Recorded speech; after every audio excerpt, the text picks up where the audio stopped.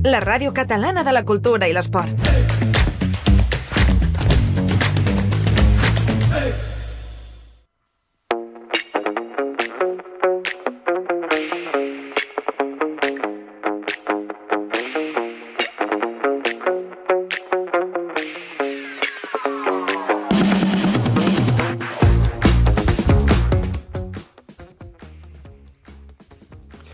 Muy buenas tardes y bienvenidos todos y todas al Tardeo de RC, tu programa diario lleno de actualidad y entretenimiento.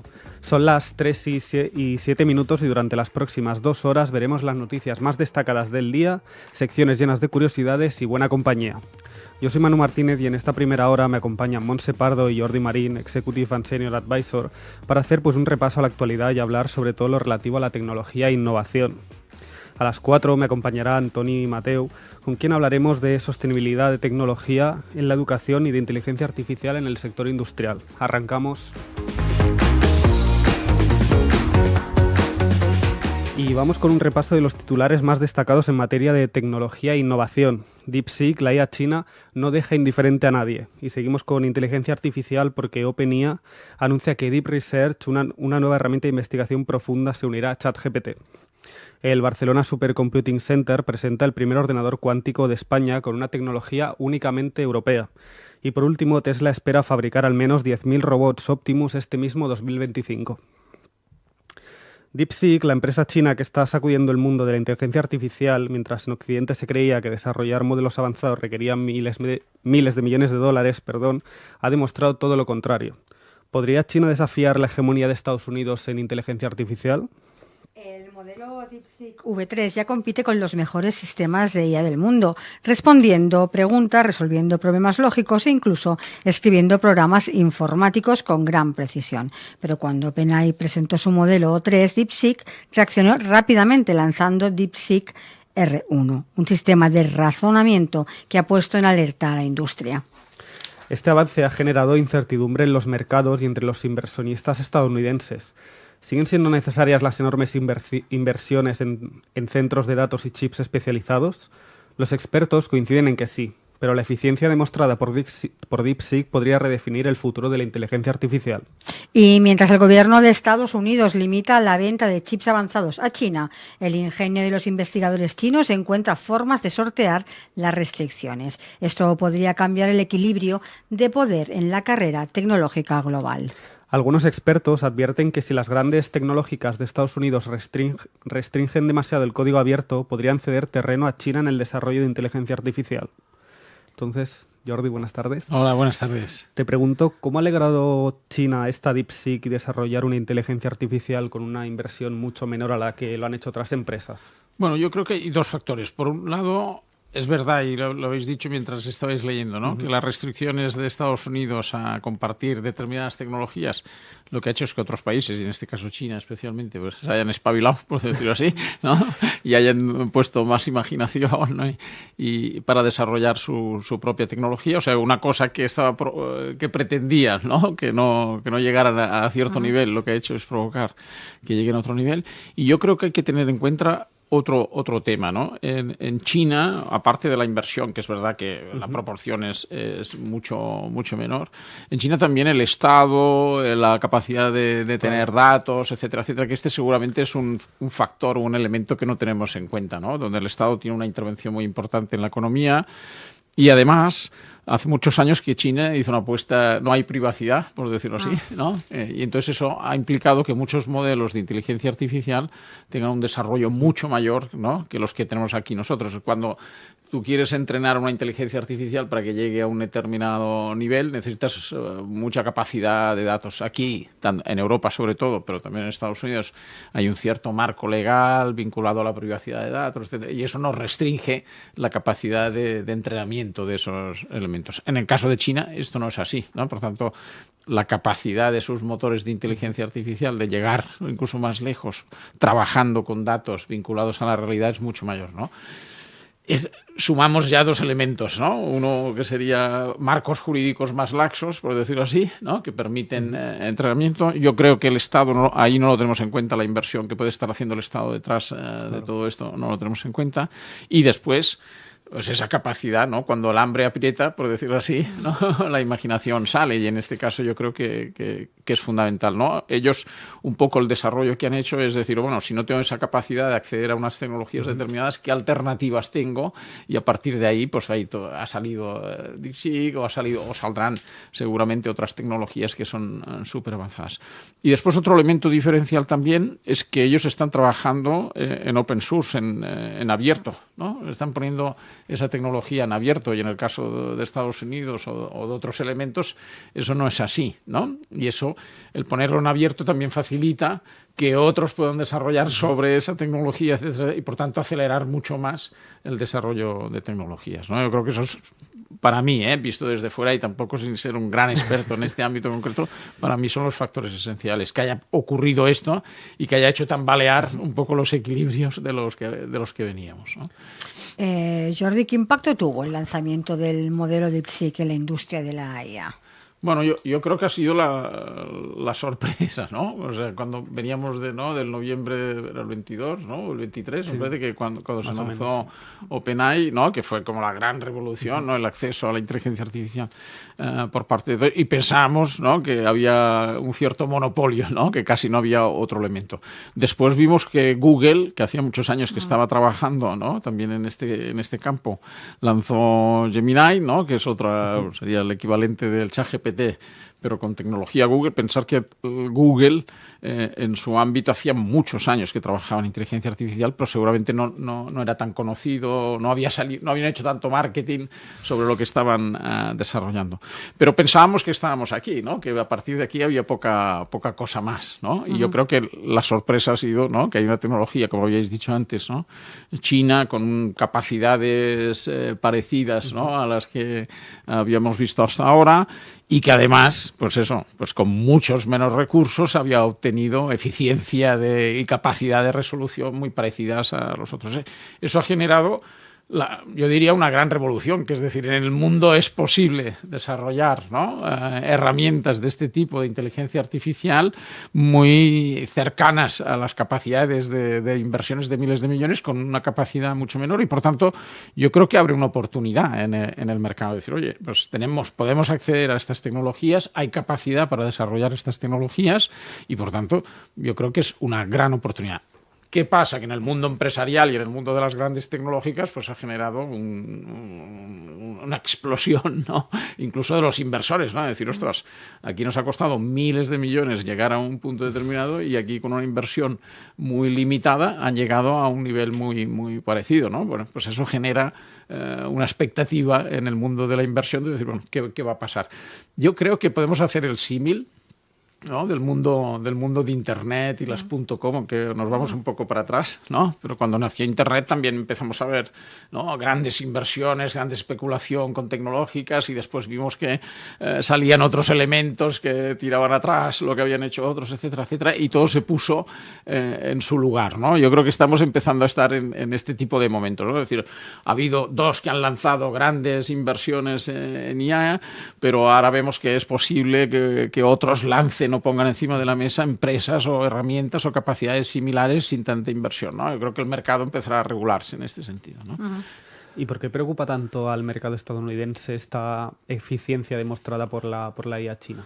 Bueno, básicamente por esto, ¿no? Es decir, oye, para desarrollar los modelos que teníamos hasta ahora, ¿no? O los que accedíamos hasta ahora, hemos tenido que dedicar miles de millones, ¿no? en inversión para desarrollarlos, y resulta que con una inversión, pero es que la proporción es de 1 a 100 o de 1 a 1000 o una cosa así, ¿no? Hemos llegado a modelos muy, muy, muy, muy, muy parecidos, ¿no? Claro, la preocupación es decir, ostras, hemos de seguir invirtiendo, ¿no? Esas cantidades ingentes de dinero para seguir desarrollando estos modelos, o abre una nueva... Yo lo veo más como una oportunidad que como un tema, ¿no? Como una barrera, ¿no? O sea, lo que se ha abierto es en el mercado otras posibilidades que hasta ahora no había. Es verdad que para el mundo de la inversión, ¿no? Eso es un problema, ¿no? Es decir, bueno, pues he invertido aquí mucho dinero, esto estaba recuperando ahora esa inversión y rentabilizando esa inversión, y resulta que otros modelos con menor inversión tienen eficiencias muy, muy parecidas. Yo lo que os decía al principio,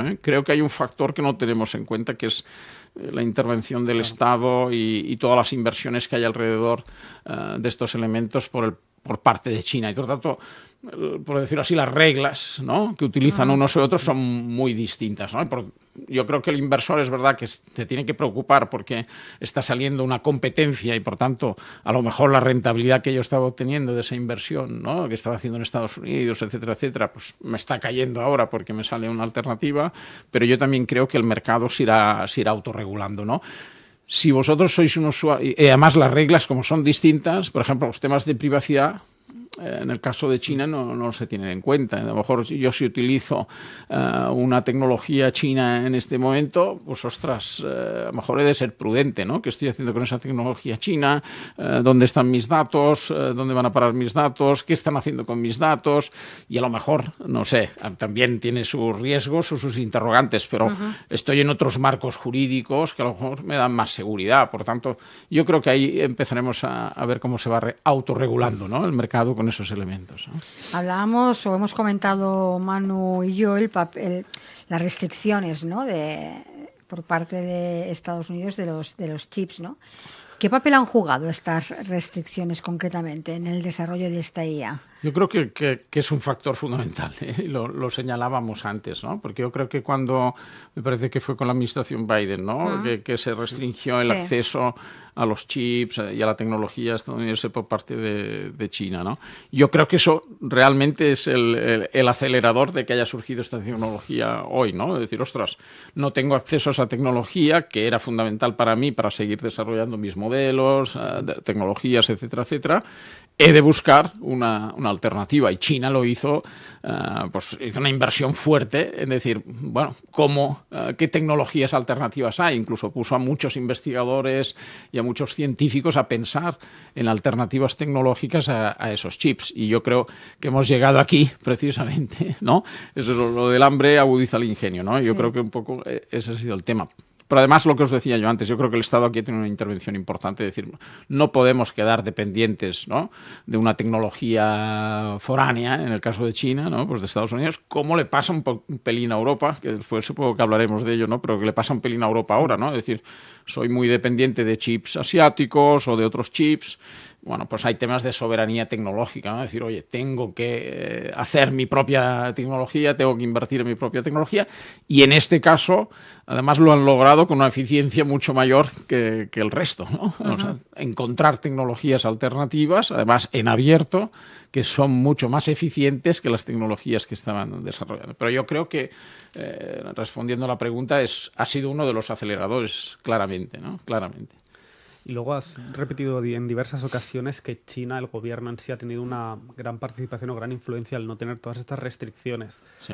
¿Crees que en esta carrera que se ha formado entre generar la IA más potente entre Estados Unidos y China, el factor de no tener estas restricciones puede ser diferencial? Sí, totalmente, totalmente. Pensar eso, que la base de las inteligencias artificiales y de los motores de inteligencia artificial, la base son los datos, ¿no? El acceso a datos, etcétera, etcétera. Por una parte puedes acceder a datos abiertos, públicos, etcétera, etcétera, ¿no? Que, bueno, pues toda la Internet y todo lo que haya disponible, etcétera, etcétera, que estos motores van allí, pero si ahora fuésemos un poco a la prehistoria, los primeros modelos de inteligencia artificial que se entrenaban, ¿no? Por ejemplo, el reconocimiento de caras, ¿no? Pues ponías muchas caras y entonces se va equivocando y le va rectificando, oye, no, pues es así, etcétera, etcétera, y al final el modelo empieza a acertar y reconocer esas caras, o lo que sea, es igual, ¿no? Por poner un ejemplo. Claro, cuanto más acceso a datos y de manera más real y de manera más frecuente, los motores y los modelos cada vez son mejores, ¿no? Claro, en nuestros marcos, en el europeo es más restrictivo aún, pero en el americano también hay un marco jurídico determinado. En el caso de China, pensar que en China el acceso a la información particular, etcétera, etcétera, eso no existe, ¿no? Todo es público, por decirlo así. Toda tu vida es pública. En la calle está lleno de sensores que miden constantemente cualquier cosa que pasa en la calle. Todas tus comunicaciones, entre comillas, están intervenidas. Por tanto, tú imagínate que tú pones ahí detrás modelos de inteligencia artificial que beben cada día de esos datos, de la realidad, de lo que tú haces, etcétera, etcétera, y con eso los vas entrenando, ¿no? O sea, ese es como el modelo perfecto, perfecto, ¿no? Tiene su punto débil, ¿no? Pues que es que no tienes intimidad, tienes control, etcétera, etcétera, ¿no? Que para nosotros es un tema como horroroso, ¿no? Que sea así, pero visto solamente y simplemente desde un punto de vista tecnológico, claro, es como el mundo ideal, ¿no? Tengo todos los datos que quiero, puedo acceder a todos los datos que quiero, puedo acceder además al momento, además a modelos no simulados. Muchas veces los entrenamientos de las inteligencias artificiales se hacen con modelos simulados. Simulo una realidad determinada, le pongo datos, etcétera, etcétera, y con eso la entreno. Aquí no es ni con modelos simulados, es con modelos reales. Por tanto, la capacidad de esos modelos es mucho más bestia, ¿no? Por decir, mucho más exacta que otros modelos que se han entrenado con simulaciones, por ejemplo, ¿no? Para responder un poquito perdón si ha sido un poquito largo, ¿no? Pero creo que es fundamental, ¿no? Y por tanto, la capacidad de China en desarrollar esos modelos, etcétera, etcétera, yo creo que en este momento es muy superior por uno de tantos, pero por este elemento, por esta capacidad de acceso a datos y a datos reales que permiten entrenar las inteligencias artificiales, ¿no? Y ahora nos vamos a una pequeña pausa y enseguida volvemos con la nueva herramienta que ha incluido ChatGPT, que es el Deep Research. ¿Quieres llevar tu pasión por el podcasting al siguiente nivel? Entonces te encantará el nuevo estudio de podcast de Wavesmith Studios. Con un ambiente acogedor y tecnología de vanguardia, estamos aquí para hacer que tu experiencia de grabación sea excepcional. Desde entrevistas hasta narraciones, hacemos que tus ideas cobren vida. Reserva tu espacio ahora en el 699-080808 y descubre por qué somos el hogar de los mejores podcasts.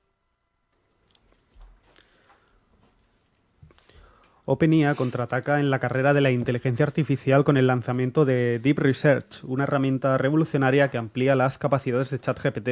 La empresa hizo el anuncio en un evento en Tokio donde presentó este nuevo agente de inteligencia artificial capaz de realizar investigaciones en Internet y sintetizar la información en informes detallados. Deep Research no solo es una mejora, sino una evolución. A diferencia de ChatGPT, este nuevo sistema no se limita a responder preguntas al instante, sino que realiza una búsqueda más profunda, consultando diversas fuentes y formulando preguntas adicionales al usuario para generar un informe más preciso y detallado. Según Sam Altman, director de OpenAI, Deep Research muestra lo que será el posible con los agentes de inteligencia artificial. Puede realizar tareas complejas como proporcionar análisis detallados.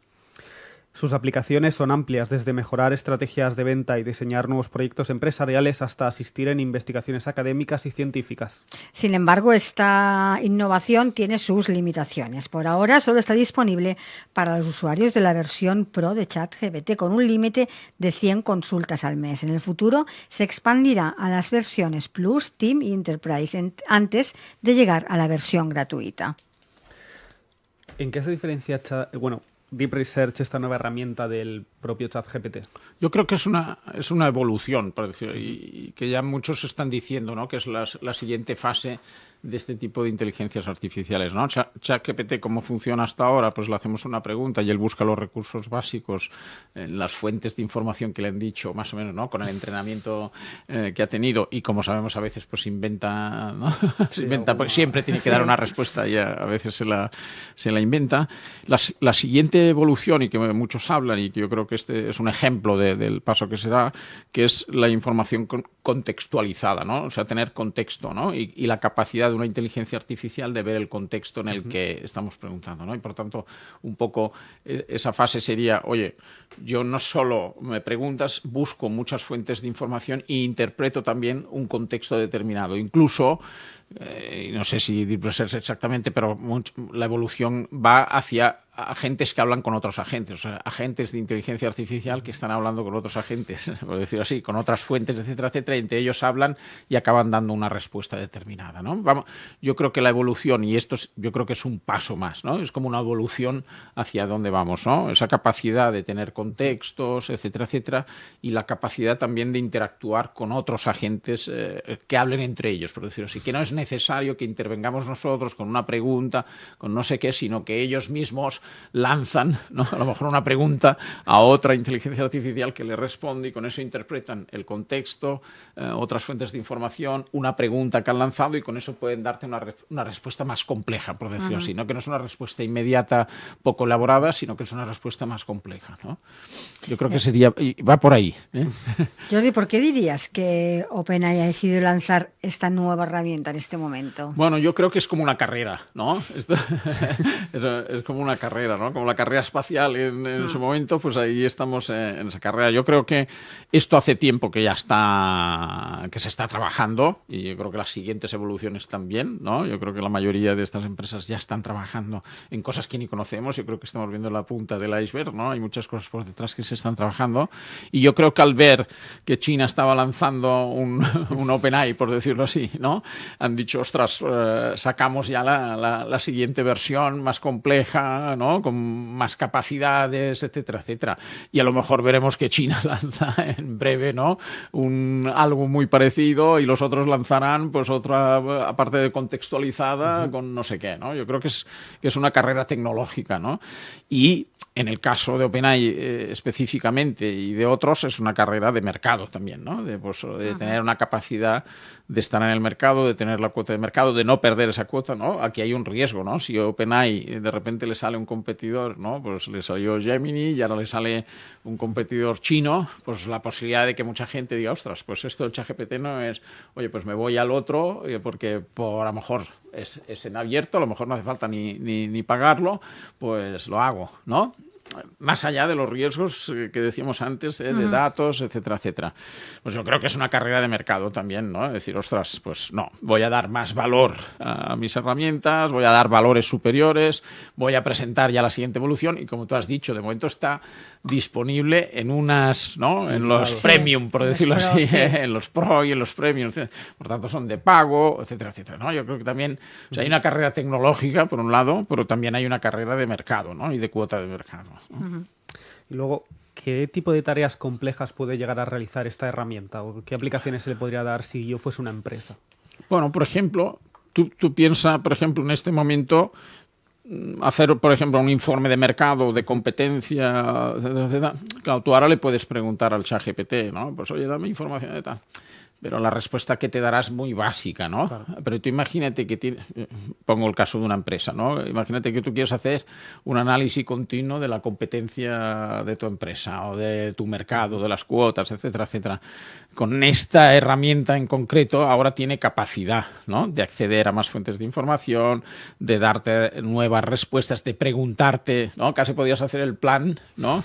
El plan de tu empresa casi lo podrías hacer con este tipo de herramientas. Cuando antes lo único que podías tener era una información muy básica y con elementos muy básicos, ¿no? Y a no ser que tú le pusieses muchos elementos encima de la mesa, etcétera, etcétera, que fueras preguntando continuamente.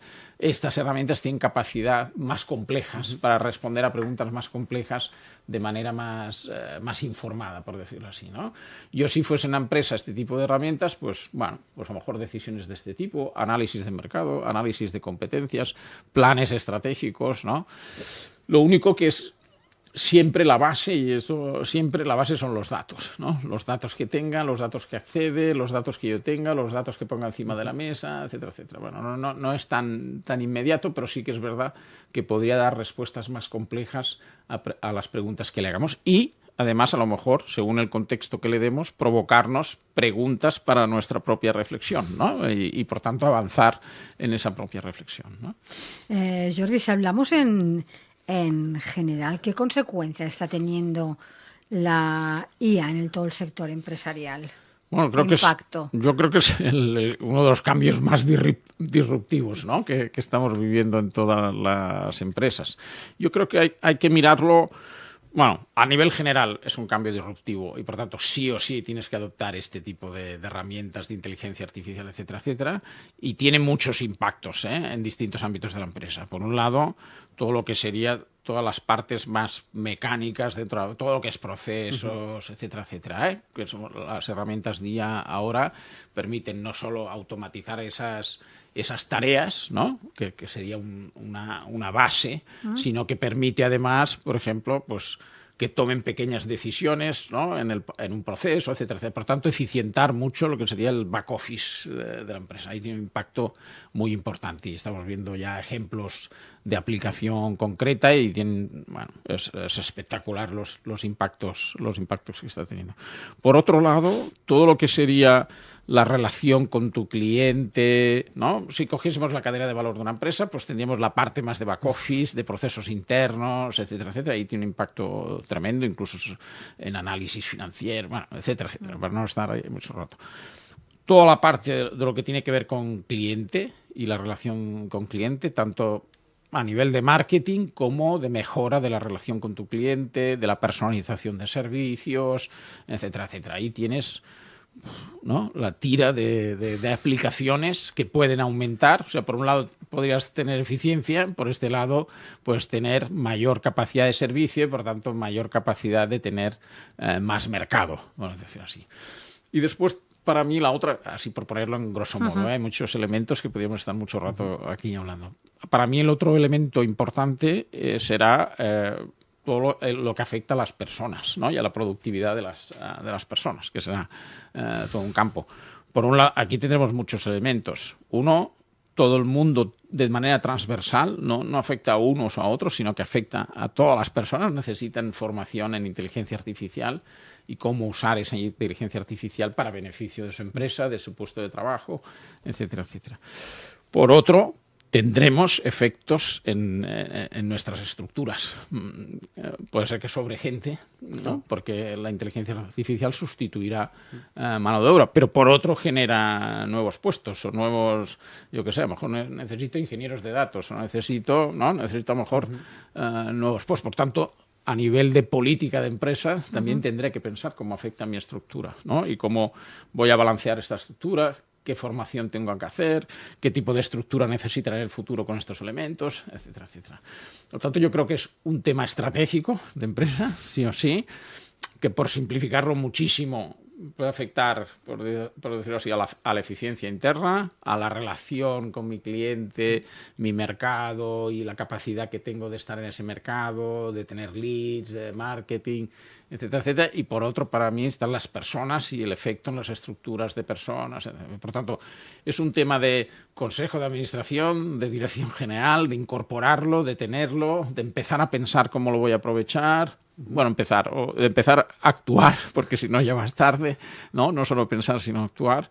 Por lo tanto, yo creo que es esencial en la estrategia hoy de una empresa que si no ha pensado en inteligencia artificial, en los efectos que tiene tiene un problema, ¿no? Podríamos decirlo así, a nivel de consultoría, tiene un gran problema y tiene que empezar a trabajar, ¿no? Y en este momento, ¿en qué punto nos encontramos en cuanto a empresa y inteligencia artificial?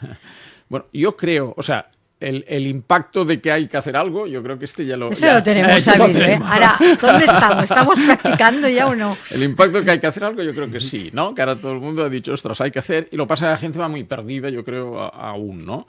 Y es verdad que hay casos de que la gente va probando, ¿no?, sobre todo en procesos más internos o en temas de marketing, etcétera, ¿no? Hay determinados ámbitos donde hay más desarrollos y por tanto la gente está probando, pero creo que falta un poco lo que yo decía, falta estrategia, ¿no? Y para tener esa estrategia hay que tener un cierto conocimiento o saber exactamente qué tipo de impactos puedes tener.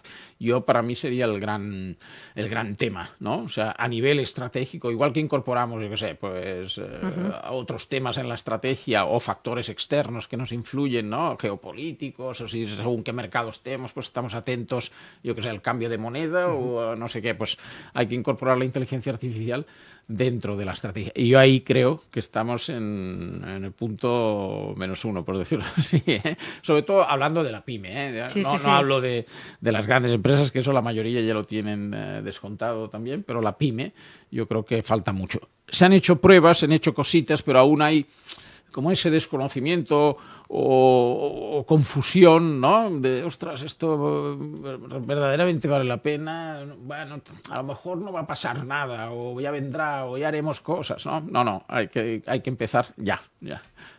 Porque aplicar una herramienta a una pyme de esta complejidad y que tiene esta capacidad para hacer otras tareas más tediosas de manera mucho más eficiente, entiendo que puede ser algo diferencial para el sector de la empresa, ¿no? Claro. Se van a ver muy afectadas las empresas que no se añadan a este cambio, ¿no? Mira, simplemente, si cogemos lo que yo decía antes, todo lo que es la parte de tareas internas tediosas, mecánicas, etcétera, etcétera, la productividad de incorporar una inteligencia artificial es brutal. Por tanto, el salto en eficiencia, en productividad, etcétera, etcétera, es brutal. Por tanto, ya solo con eso, una empresa que lo haya aplicado y una empresa que no lo haya aplicado, la diferencia de costes, por decirlo así, puede ser abismal, ¿no? En este momento puede ser de gran dimensión la diferencia. Pues tú imagínate si además le aplicamos para análisis de mercado, marketing y personalización de servicios o, no sé, o un mix de no sé qué, de nuevos servicios para mi cliente para tener más mercado. Pues, o sea, este es un tema de coste y un tema de venta, ¿no? Pues imagínate una empresa que lo haya hecho, ¿no? Que haya hecho aplicación en procesos, en coste, etcétera, etcétera, y además esté aplicando, pues a lo mejor técnicas de inteligencia artificial en marketing digital, ¿no? Pues con una que no haya hecho nada, le está ganando el terreno absolutamente. Por tanto, yo creo que es un tema de... Antes, ¿no? Cuando hablábamos de transformación digital, etcétera, etcétera, pues con la inteligencia artificial nos pasa lo mismo, o aplicarla o morir, porque muchas empresas ya lo están haciendo. Y si no lo has hecho tú, muchas empresas ya lo están haciendo, te están ganando cuota de mercado o están produciendo lo mismo con menor coste, etcétera, etcétera. La productividad es absoluta. Lo vemos nosotros en el día a día, ¿no? Cualquiera de nosotros que aplique algo de inteligencia artificial para hacer tareas muy mecánicas, ya está optimizando. Claro, ¿no? Pues le dicen tu junior, ¿no? Pues la inteligencia artificial es el junior. Le dicen, oye, hazme esto y mírame esto, ¿no? Y te lo dan un momento. Te has ahorrado horas de trabajo, ¿no? Y solo estamos cogiendo cosas muy puntuales. Imaginar esto con un buen análisis de la cadena de valor, dónde lo aplico, cómo lo aplico, qué productividades puedo tener, qué eficiencias. Bueno, es espectacular, espectacular. O sea, un punto de diferenciación en las empresas, quién lo utilice claro, quién lo utilice bien y quién no lo esté utilice. utilizando. Efectivamente, ¿no? Y por tanto, el mensaje, yo creo, para quien nos esté escuchando y para todas las empresas es... Sí o sí. Sí o sí, y si no lo has hecho, vas tarde, por decirlo así, ¿no? Para mí sería este el resumen, ¿eh? Y dejamos a un lado ya la inteligencia artificial y nos centramos en la tecnología europea y más concretamente en Barcelona. Y es que esta ha sido una semana histórica para la ciencia catalana, española y europea. El Barcelona Supercomputing Center, Centro Nacional de Supercomputación, ha marcado un hito en la historia de la tecnología del país. La puesta en marcha del primer ordenador cuántico dentro de este enclave de innovación. Desde los inicios del BSC, sus superordenadores Mare Nostrum han dependido de tecnología norteamericana, pero eso está cambiando. Gracias al esfuerzo de empresas como Kilimanjaro Quantum Tech y GMV y el respaldo del proyecto Quantum Spain, Barcelona se ha convertido en uno de los 6 destinos europeos que albergarán esta revolucionaria tecnología. Este nuevo ordenador cuántico forma parte del ambicioso Mare Nostrum ONA, un sistema que combina dos enfoques, la computación cuántica digital y la analógica. La primera ya es una realidad, mientras que la segunda está en desarrollo y se espera que para finales de 2025 esta combinación permitirá a los usuarios beneficiarse de una infraestructura altamente avanzada y versátil. Y esto es solo el comienzo. Mateo Valero ha anunciado la firma del proyecto DARE, una iniciativa europea liderada por el BSC para desarrollar chips de alto rendimiento destinados a la inteligencia artificial. Chips diseñados en Barcelona que en pocos años no solo formarán parte del Mare Nostrum 6, sino de muchos otros superordenadores europeos. Y ahora te pregunto, Jordi, ¿por qué es un día tan importante para la ciencia catalana, española y europea? Bueno, mira, antes hablábamos de carreras tecnológicas, ¿no? Con la inteligencia artificial. Pues la cuántica sería otra de las grandes carreras tecnológicas, ¿no? De los grandes drivers de cambio y de disrupción tecnológica en el mundo, ¿no? Y es verdad que la capacidad de computación cuántica de momento ha estado concentrada en muy pocas manos y la mayoría, bueno, en China no lo sabemos porque es poco transparente y no sabemos en qué estado está, pero en el caso de Estados Unidos pues está en manos pues de las grandes empresas, de las grandes tecnológicas, pues de los Microsoft, de los Googles, de los IBMs que si habéis ido siguiendo van anunciando, pues ya tengo un ordenador cuántico que tiene, yo no soy súper experto en cuántica, pero que tiene qubits de no sé qué, no sé cuántos qubits, y van haciendo como una carrera tecnológica de desarrollo. Hombre, yo creo que es una muy buena noticia, ¿no? Pues que en Europa y en el caso concreto aquí en Barcelona, pues tengamos uno de estos, que seguramente comparado con el resto, pues a lo mejor está aún lejos de esa tecnología, pero ya ha puesto un pie encima de la mesa y está empezando a trabajar. Como decíamos antes, ¿no? La inteligencia artificial seguramente es un tema de Estados Unidos y China, aunque haya muchos por ahí en medio, pero seguramente es un juego de dos, pues que en la cuántica, como europeos, hayamos podido poner un pie encima de la mesa, pues creo que es una muy buena noticia para el mundo científico, para el mundo tecnológico, etcétera, etcétera. A partir la cuántica, pensar que va a ser uno de los elementos también de disrupción tecnológica de futuro, ¿no? Por ejemplo, que estemos ahí, eso genera no solo capacidades científicas o tecnológicas, sino que tendrá impacto después en la empresa, tendrá impacto en la sociedad, etcétera, etcétera. ¿Por qué es relevante que este ordenador cuántico esté desarrollado con tecnología 100% europea? Bueno, es un tema, lo hemos ido comentando a lo largo de la conversación, ¿no? Es un tema de soberanía tecnológica, ¿no? O sea, la dependencia, hasta ahora Europa ha dependido totalmente o sea, Europa tiene una cosa que es muy curiosa, ¿no? Porque muchos científicos europeos son científicos y la ciencia europea es una ciencia de alto nivel, quiero decir, a lo mejor y aquí en Cataluña nos pasa, ¿no? Tenemos científicos de muy alto nivel, el número de papers publicados, por ejemplo, aquí en Cataluña, pues no sé, me acuerdo, la cifra es un 2% mundial o alguna cosa así, pero en cambio no tenemos empresas de ese nivel, ¿no? En ciencia somos muy buenos, pero después en la aplicación y en la transformación en el mundo empresarial, en su aplicación, etcétera, etcétera, acaba pasando en otros sitios. Eso que provoca que dependemos, ¿no?, absolutamente de tecnologías externas. Lo vimos en la pandemia, ¿no? Pues las fábricas de Alemania pararon la mayoría porque no tenían acceso a chips que estaban en Asia y con la rotura de las cadenas logísticas no llegaban y tenían que parar la producción, ¿no? Porque claro, es un drama, ¿no? O sea, un poco la estrategia de Europa en este momento es de adquirir soberanía tecnológica y capacidad de independencia en ese sentido. En algunos temas ya hemos llegado muy tarde, ¿no? Pero a lo mejor en las siguientes generaciones tecnológicas no. Y un poco el camino, y aquí el BSC, la verdad es que tenemos la suerte y el privilegio de tenerlo aquí en Barcelona y en España, puede ser que en esos nuevos caminos pueda poner, ¿no?, una pieza, ¿no? Yo creo que es un tema de capacidad de soberanía tecnológica y de que esa soberanía tecnológica nos ayude a desarrollar nuestras propias capacidades, y eso tiene efectos en muchos ámbitos, ¿no? Y luego esta tecnología cuántica, que quizá a muchos que nos están escuchando suena muy lejos. Sí. ¿Qué aplicaciones prácticas tiene realmente esto? Vale, yo que tampoco soy un gran experto, porque la cuántica a veces cuesta de entenderla y entonces no me atrevo ni a explicarla, ¿eh? Pero lo que sí más o menos conozco es cuál puede ser el impacto, ¿no? Si lo que nos aporta la computación cuántica es la capacidad de computación, por decirlo así, infinita, si me permitís la expresión. Seguro que si me oye algún científico me dice que lo estoy diciendo mal, ¿no? Pero como yo lo entiendo, es ese elemento, ¿no? O sea, la capacidad de la cuántica es la capacidad de procesar información, ¿no?, que al final es la computación, en muy poco tiempo y de manera muy ilimitada, ¿no? Por resumir muy, muy rápido. Entonces, los efectos que puede tener son efectos buenos y malos, pero siempre pasa con la tecnología, ¿no? Por ejemplo, una de las cosas que se está hablando muchísimo es la seguridad de muchos elementos, por ejemplo, de la banca o de otros elementos, depende de encriptaciones infinitas, ¿no?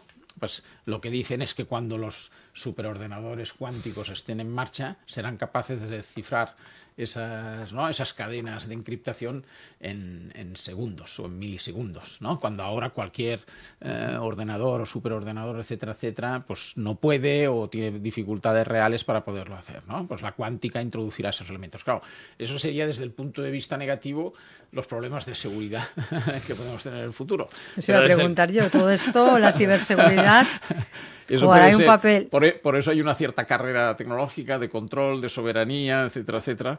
Pero por otro puede tener efectos súper positivos, que es, ¿no?, en la era de la inteligencia artificial, de la capacidad de procesar datos, etcétera, etcétera, del coche autónomo, ¿no?, de muchos elementos que vamos a ver en el futuro, pues tener esas capacidades de computación pues será un elemento de aceleración de alguna de las cosas que estamos viendo, ¿no? Imaginar pues una inteligencia artificial que por detrás tiene una supercomputación capaz de procesar millones de datos en milisegundos y de tomar decisiones, etcétera, etcétera, ¿no? Pues lo que ya estamos viendo en inteligencia artificial, imaginarlo sumado a un ordenador con esas capacidades, ¿no? Pues claro, la respuesta que puede ser es, si antes hablábamos de productividad, de eficiencia, de ventas, etcétera, etcétera, puede ser el cataclismo, por decirlo así, en positivo, ¿no? De las capacidades que podemos obtener. Yo diría que ahí está por eso hay una carrera tecnológica en ese sentido. Es verdad también que en este momento, por lo que yo sé, y esto los científicos tienen que decirlo, aún estamos un pelín lejos de esas capacidades. Pero bueno, es un camino que hay que estar, ¿no? Hay que estar y ver cómo acabará, ¿no? Porque entiendo que ha pasado por encima de lo que podría ser la computación cuántica ligada a esta inteligencia artificial. ¿Crees que los avances en esta computación cuántica puede ser decisivo de cara a esta carrera de la inteligencia artificial de la que hablábamos? Sí, yo creo que es básico, ¿no? Porque lo que decíamos antes, ¿no? Esas inteligencias artificiales por detrás necesitan modelos de datos y modelos de datos. Sus entrenamientos, procesos, las capacidades de respuesta dependen de cómo procesan esos datos y esos modelos, ¿no?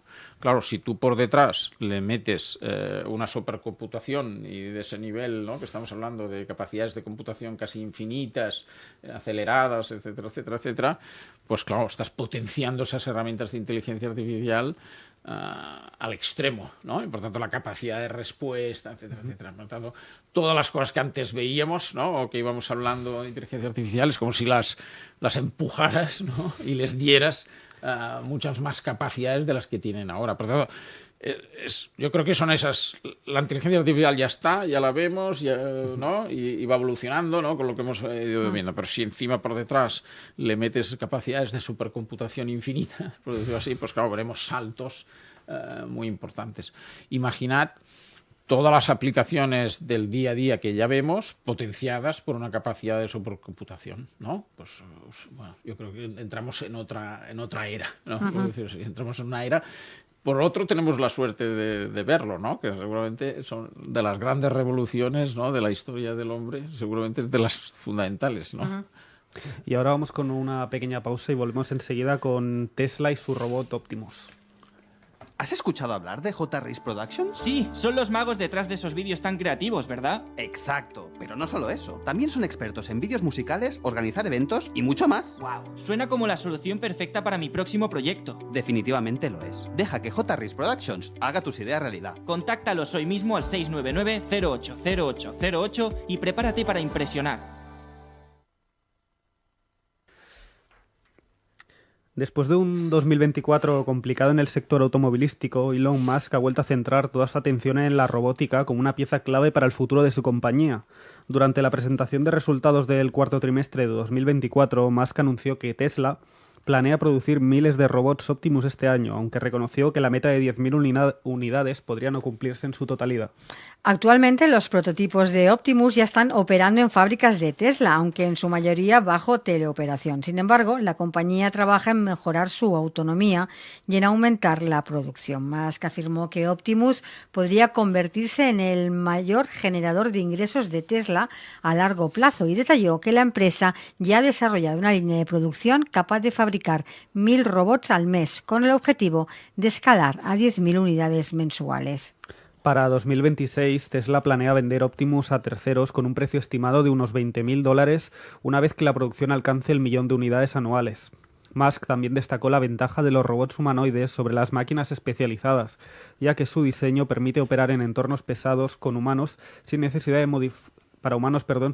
modificar infraestructuras. A pesar del entusiasmo de Musk, muchos expertos consideran que estas previsiones deben tomarse con cautela, ya que Tesla enfrenta una fuerte competencia en el sector de la robótica humanoide y los plazos anunciados podrían retrasarse. ¿Cuál dirías que es el objetivo de producción de Tesla para el robot Optimus en 2025? Bueno, yo diría, yendo un pelín para atrás, ¿no? Yo creo que la robotización, por decirlo así, ¿no? de nuestras vidas, tanto en el mundo empresarial como en el mundo personal, yo creo que también es otra de las tendencias tecnológicas, ¿no? En el mundo empresarial ya lo hemos visto, ¿no? En fábricas, etcétera, etcétera, con un brazo robótico, etcétera, etcétera, pero veremos una evolución de esa robótica, por decirlo así, veremos una evolución hacia robots más complejos, por decirlo así, que pueden hacer tareas más complejas y que sustituyen en las cadenas de fábricas, etcétera, etcétera, la mano de obra de personas, ¿no? Y en el mundo personal también intuimos que hay una aplicación muy fuerte, ¿no? de los robots. Hay un nicho muy claro que es la asistencia personal, incluso pues para personas mayores o personas que requieran una asistencia específica, que haga tareas simples o que haga tareas determinadas en casa. Ya hemos visto muchos ejemplos, ¿no? De que ya es posible. Y yo creo que, por tanto, que Elon Musk, que es una persona lista, por decir así, ha visto ahí un nicho de mercado, igual que lo ha hecho en el espacio, ¿no? Donde ha colocado satélites, etcétera, etcétera, y lo vio, y ha sido una gran inversión que aún está en ello. Yo creo que aquí estamos viendo otro elemento. Yo no sé si en 2025 será capaz de llegar a ese nivel de producciones y además a ese nivel de demanda, que tampoco lo sé, ¿eh? Y tampoco si el grado de, por decirlo así, de perfeccionamiento de sus robots ha llegado a ese nivel de aplicabilidad para que alguien esté dispuesto a pagar esas cantidades de dinero.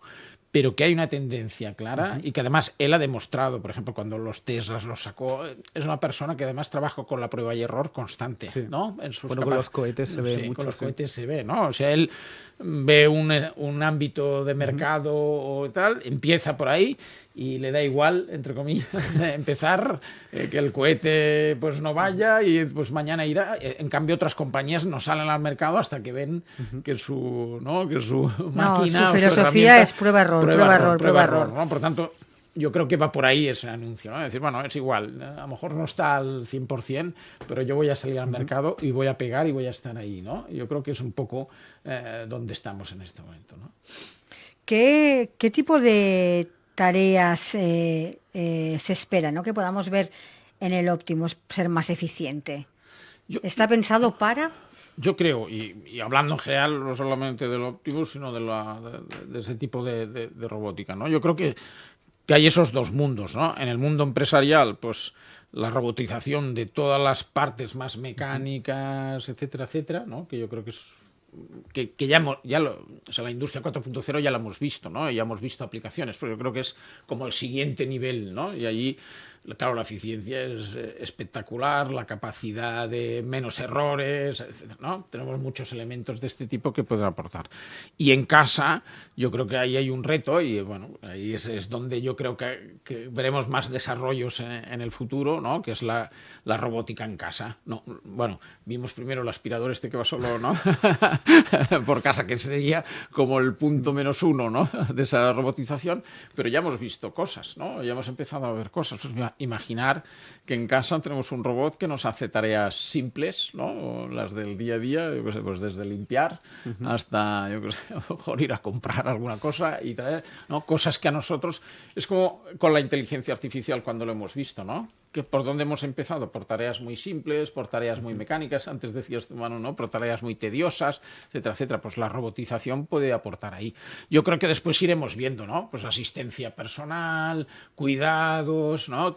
¿no? Etcétera, etcétera. Iremos viendo ahí todo un desarrollo. El reto para mí es la humanización, por decirlo así, ¿no? O sea, los humanos aún seguimos queriendo ver humanos y acostumbrarnos a tener una máquina delante, en el ámbito personal hablo, ¿eh? En el ámbito empresarial yo creo que la aplicación será muy rápida y muy acelerada, ¿no? Pero en el ámbito personal sí creo que ahí hay un reto, ¿no? Pero conociendo, bueno, sabiendo un poco cómo actúa Musk en este caso, ha dicho que cree que el Optimus será generador de ingresos, el mayor generador de ingresos de Tesla. Ha dicho que cuando llegue a los millones, a un millón de unidades, su coste será de menos de $20,000. Creo que, a ver, no hay que hilar muy fino para pensar que su objetivo está en que en cada casa haya un robot. Esta es creo que es lo que tiene en mente este señor. Creo. Lo que tiene en mente este señor, y yo creo que muchos, de que en el futuro todo el mundo en casa tendrá un porque ahora está viviendo la parte difícil, hacer esos 10.000, pero claro, una vez llega aquí... Una vez lo haga y penetre en el mercado y la gente identifique que es un tema que le beneficia... Será pues, como el que tiene un coche. Sí, ¿no? O sea, como el que tiene un coche. Es una commodity, ¿no? Que además te aporta, pues que te quita eso, tareas tediosas, tareas que no te aportan, o en el caso, por ejemplo, yo creo que tiene toda una aplicación muy importante que es eso, la asistencia personal, la asistencia sanitaria en el sentido de cuidado, no de sanitaria en el sentido de médicos, digamos. Claro, ¿no? Pues el cuidado de una persona mayor o acompañamiento, ¿no? Bueno, si miráis vídeos y ponéis robótica y tal, por ejemplo, en Japón han probado, ¿no? Robots de este tipo que te asisten, por ejemplo, a la persona mayor en la compra. El robot te acompaña a comprar, en este momento te acompaña, ¿no? En las recepciones de algún hotel. Recepciones de algún hotel, en gastronomía, en restaurantes hemos visto alguna cosa. Pero, por ejemplo, este que te digo yo de persona mayor, el robot no es que vaya solo, que seguramente en el futuro irá, ¿ya? Pero sino que acompaña a una persona mayor y la persona mayor va diciendo lo que quiere comprar y el robot pues la coge, se la mete en una cesta que tiene el robot y la acompaña hasta la caja y lo lleva a casa. No tiene ni que cargar, no tiene, ¿no? Etcétera, etcétera. Yo creo que ese tipo de cosas las iremos viendo y si lo piensas fríamente, más allá de si tiene aspecto humano y todo, yo, al menos los vídeos que he visto, la reacción es muy positiva, porque esa persona mayor, por ejemplo, pongo este caso concreto, ostras, lo vive como dice, ostras, me ayuda, ¿no? No tengo que cargar, es muy fácil, ¿no? Me lo llevo a casa. Bueno, cuando empecemos a ver eso, yo creo que la masificación, ¿no? en nuestras casas será importante. Yo creo que esto nos pasa porque vemos todavía el robot, pero cuando ves estos robots que hacen, que claro, los miras y parecen personas... Sí. Allí, en Japón hay una persona, que no me acuerdo ahora el nombre, ¿no? Pero hay una persona especializada en este tipo, ¿no? De robots personalizados, en el sentido que tienen cara humana, está trabajando muchísimo en ese campo. Y hay otra aplicación, conectando con lo anterior, que ahora me he acordado, que es, por ejemplo, y me parece que es otro japonés también que está trabajando en ello, que es, por ejemplo, trasladarle mi memoria, ¿no? O sea, hablarle con una inteligencia artificial a un robot, explicarle toda mi vida, por decirlo así, ¿no? Explicarle toda mi vida, darle documentación de mi vida, etcétera, etcétera, y cuando yo muera, ese robot pasa a ser, ¿no? mi persona. Y, por ejemplo, mis hijos o mis tal tienen un robot que les explica o que puede ser, y además, cuando tiene una inteligencia artificial detrás, sigue aprendiendo, trabajando con los valores y los elementos que forman, bueno, etcétera. No, por ya entrar en más ciencia ficción. Pero llegará un momento que la realidad superará la ficción, O sea, que ese robot a lo mejor al final será personalizado, ¿no? O sea, que a lo mejor tendrá un asistente en casa que además tiene características de mi familia, ¿no? Por ejemplo, y puede hablar como hablamos en casa, ¿no? Tiene elementos de casa, ¿no? Yo soy una fan de la tecnología, pero reconozco que estas cosas todavía me dan un poquito de vértigo, ¿eh? Superan, ¿no? Sí. Y luego, para acabar de forma breve, no sé si prevés también una carrera en este aspecto, igual que ha habido carrera en inteligencia artificial, en la cuántica, también en la fabricación de estos robots. Sí, yo creo que es una aplicación más, o sea, por detrás hay computación, hay inteligencia artificial, etcétera, como que todo va unido, ¿no? Claro, va unido, ¿no? Sí. A ese elemento, ¿no? Y yo creo que la robótica es como una parte, ¿no? Como podría ser la aplicada en un coche o como podría ser aplicada en un móvil, ¿no? Y la robótica es verdad que nos sorprende, pero creo que es la aplicación o la culminación de todos esos elementos, ¿no? Y por tanto, sí, yo creo que sí, que va a haber que la robótica será uno de los elementos de futuro. Bueno, pues hasta aquí ha llegado nuestra tertulia de hoy con la mejor actualidad de lo que es la tecnología y la innovación. Quiero dar las gracias y despedir primero de todo a mis dos colaboradores. Muchas gracias, Montse Pardo, por estar aquí hoy. Gracias, Manu. Hasta mañana. Y muchas gracias, Jordi Marín, también. Gracias a vosotros. Ha sido un placer charlar con vosotros. Y ahora nos vamos a una pequeña pausa y enseguida volvemos para hablar de sostenibilidad. ¿Buscas dar vida a tu idea de podcast? Entonces estás en el lugar correcto. En Wavesmith Studios, la aceleradora de podcast, convertimos tus sueños en realidad. Desde la concepción hasta la producción, estamos aquí para ti. Contacta con nosotros hoy mismo en el 699-080808 y déjanos llevar tu proyecto al siguiente nivel.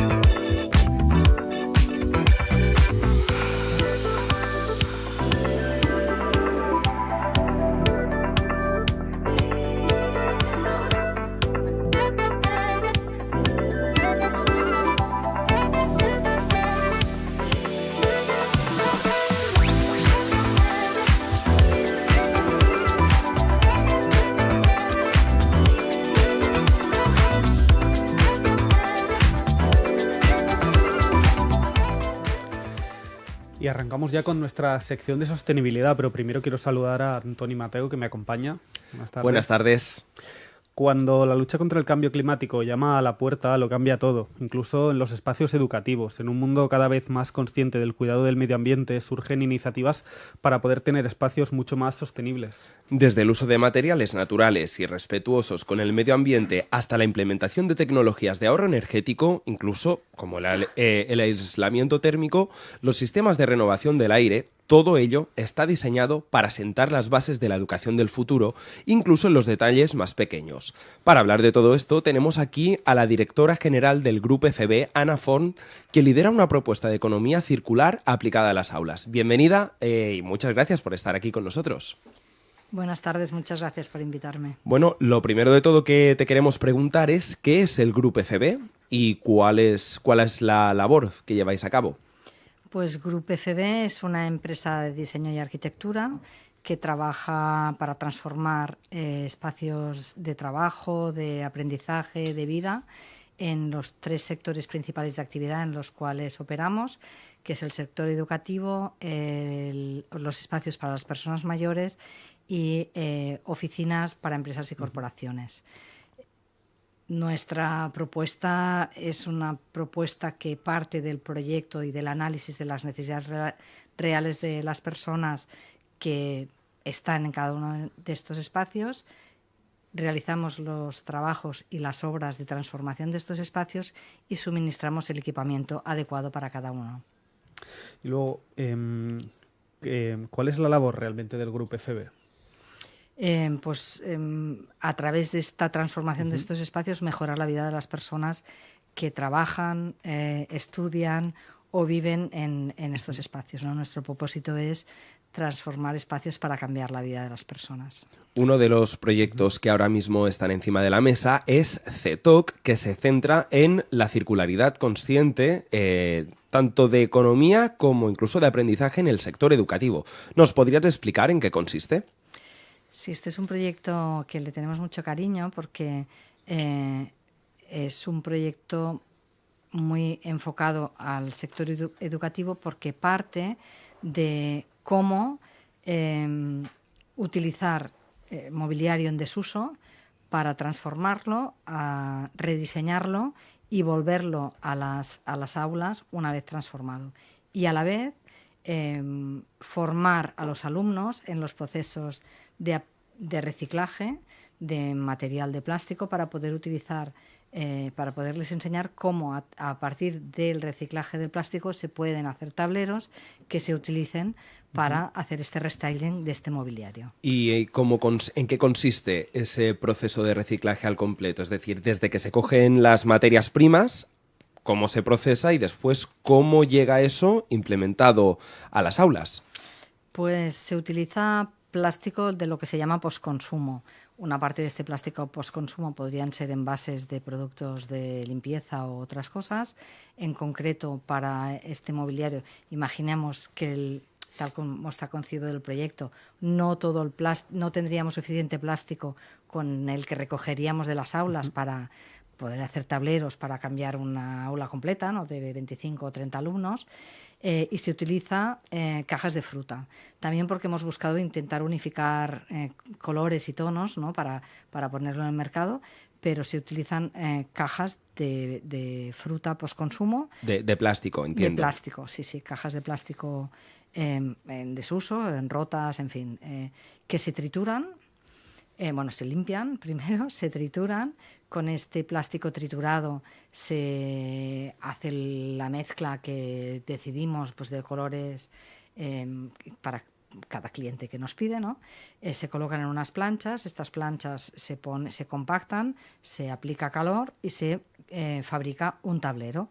Con este tablero se cortan las piezas necesarias para poder sustituir las piezas dañadas de las sillas o los pupitres o todo el mobiliario que queramos reutilizar.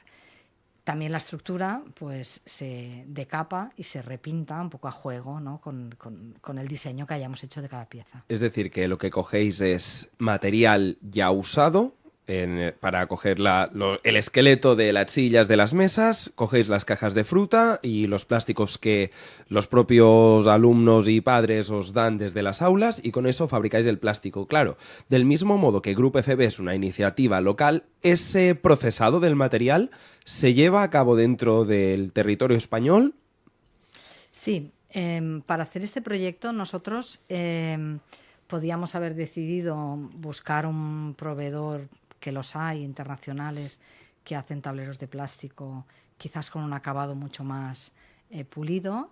De hecho, estamos haciendo pruebas ya con otros tipos de plástico, pero queríamos que tuviese también un impacto social. Para hacerlo, nos hemos acompañado de diferentes partners. De entrada, los que fabrican estos tableros es una ONG que está en la zona de la Safor, en Gandía, que su misión es precisamente fomentar el reciclaje. Hacen charlas en la zona, van a recoger plásticos en el mar, recogen redes de pescar, en fin, con esto también hacen tableros. Y pues todo tipo de plástico postconsumo, pues para hacer diferentes tipos de cosas, desde medallas de plástico de diferentes colores hasta piezas para hacer restauración de muebles, como es el caso nuestro. Después nos acompañamos de una entidad social de integración o de inclusión de personas en el mercado laboral, con la idea de formarlos precisamente en trabajos de carpintería. Hacen un certificado de profesionalidad, acaban con este certificado para poder transformar estos tableros en piezas, ¿no? En piezas para este mobiliario, pupitres y sillas. Y también nos acompañamos de una entidad CED, que es una entidad que integra a personas con discapacidad mental, para hacer la parte pues, de capado y pintura de la estructura metálica pues, de sillas, pupitres, etcétera. Luego, un poco de cara a los alumnos, ¿cómo influye que ellos vean en su entorno toda esta transformación sostenible hacia ellos mismos? Pues yo creo que nosotros a veces tenemos un dicho, ¿no?, de que por mucho que te lo digan, costará aprender. Si lo haces tú mismo, lo aprenderás mejor y sobre todo se te quedará, ¿no? Pues forma parte de este dicho, ¿no? El hecho que los propios alumnos vean cómo aquel plástico que han recogido forma parte de un trozo de aquella pieza del asiento o de la mesa que ellos van a poder reutilizar nuevamente en su clase, pues entienden con mucha más facilidad cómo no tenemos que malbaratar o tirar ciertas cosas donde no toca para que se pueda recuperar y poder hacer nuevas cosas, ¿no? ¿Y cuál ha sido el feedback que habéis tenido de momento por parte del alumnado y del profesorado? Nosotros este proyecto lo empezamos a trabajar de la mano de un grupo importante, precisamente para toda esta parte educativa, ¿no? Ellos tenían pues almacenes llenos de sillas pues ya en desuso, algo que tenían que hacer. Evidentemente puede comprar, algunas aún se fabrican, otras ya no, y podían comprar la pieza nueva y tirar la vieja. Esto por un lado les permitía pues este juego, pero por otro lado lo interesante de esto es entender todo el proceso para que los alumnos realmente sean conscientes de que para qué reciclamos en casa, ¿no? Porque a veces te hacen separar en casa la basura y no sabes muy bien por qué, sin pensar en para qué puede servir esto, ¿no? Entonces esta parte de cultura, ¿no?, básica del mundo del reciclaje, pues era una parte, y por eso lo de consciente, ¿no?, para ser consciente de que qué hago yo con un bote de jabón, ¿no?, de la lavadora, ¿no?, cuando eso se acaba, qué pasa con el tapón y qué pasa con el envase propiamente, ¿no? ¿Hace cuánto que la iniciativa CETOC está en marcha? Es un proyecto que empezamos a darle vueltas hace un año, que se ha consolidado y se presentó al mercado en el mes de octubre, coincidiendo con la Barcelona Design Week en Barcelona. Y en este caso, ¿cuál es, esto que has mencionado de el hecho de que los niños sepan que no hay que tirar un plástico donde no toca y que vean realmente cómo surge, ¿cómo ha sido la construcción de todos los detonantes y motivaciones que os han llevado a cabo a definir todo este plan, porque la circularidad, por lo que también me dices, cierra el círculo no solo en el propio material del plástico, sino que es que a su vez los niños aprenden. O sea, ¿cómo ha sido construir este relato? Nosotros en nuestra actividad realizamos diferentes proyectos también, siempre partiendo de premisas que tengan que ver con la sostenibilidad en nuestros proyectos. Y pues hacía tiempo que le dábamos vueltas a cómo podíamos aprovechar mobiliario existente para hacer nuevas cosas y nuevos rediseños. Y fue un poco fruto de los procesos de innovación que hacemos internamente en la empresa, ¿no? Que cada semana hacemos lo que llamamos los jueves aperitivos de innovación, pues que fueron surgiendo ideas que vas estirando del hilo y que vas construyendo. Si trabajamos en un sector tan sensible como el sector educativo y proponemos nuevas cosas, ¿por qué no utilizar esta parte, ¿no? como leitmotiv, un poco para transformar lo que ya tenemos en cosas nuevas? Quizás antes me olvidé decir que los restos de la silla antigua o del pupitre antiguo se gestionan con un gestor de residuos de madera para hacer tableros, para hacer nuevos muebles, ¿no? Con lo cual aquí también cerramos un poco el círculo de reaprovechamiento del material, ¿no? En sí, nuevos materiales. Claro, porque ahora estamos en la fase primigenia de este proyecto, que os centráis en mesas y en sillas, pero ¿cuál va a ser el próximo mobiliario, el próximo ítem, mueble o elemento de dentro de las aulas en el que os vais a centrar? Nosotros ya hace tiempo que tenemos diseñado una serie que le llamamos FLOA, porque tenemos definido un concepto de espacios fluidos de aprendizaje que se aplica a diferentes centros, porque todos sabemos que la aula de informática ha dejado de existir, que la informática pues ya es tecnología que es transversal en el proceso de aprendizaje, en fin, todos estos conceptos que ayudan al estudiante a mejorar sus competencias, pues evidentemente de modelos de la ampliación natural del catálogo FLOAP va a ser pues con estos materiales, allí investigando pues su dureza o también con tableros de madera reutilizada. Estamos trabajando en proyectos con entidades que recuperan madera de diferente índole y nosotros la vamos a utilizar, esta madera recuperada de otras obras, para este mobiliario. O sea, no solo vamos a hacer circular, digamos, el plástico, sino que también vamos a utilizar otros materiales. Y de cara un poco al 2025, ¿qué expectativas tenéis con este proyecto? Pues la verdad es que estamos súper ilusionadas porque ha tenido muy buena recibida en todos los ámbitos educativos y teniendo en cuenta que el periodo, digamos, vamos a llamarle comercial, ¿no? De cualquier iniciativa en el mundo educativo tiene sus momentos y se consolidan pues en verano, que es cuando pueden hacer obras, quieren las sillas nuevas, en fin, ¿no? Ahora están preparando puertas abiertas para las matrículas, ¿no? Y luego vendrá preparación de Pascua y, en fin, y deciden cuando deciden. Bueno, pues es un poco el momento en el que estamos lanzando, pero estamos, la verdad es que muy contentos porque ya estamos trabajando las primeras operaciones. ¿Y prevéis estas remodelaciones hacia la sostenibilidad? ¿Prevéis que sea más allá del reciclaje?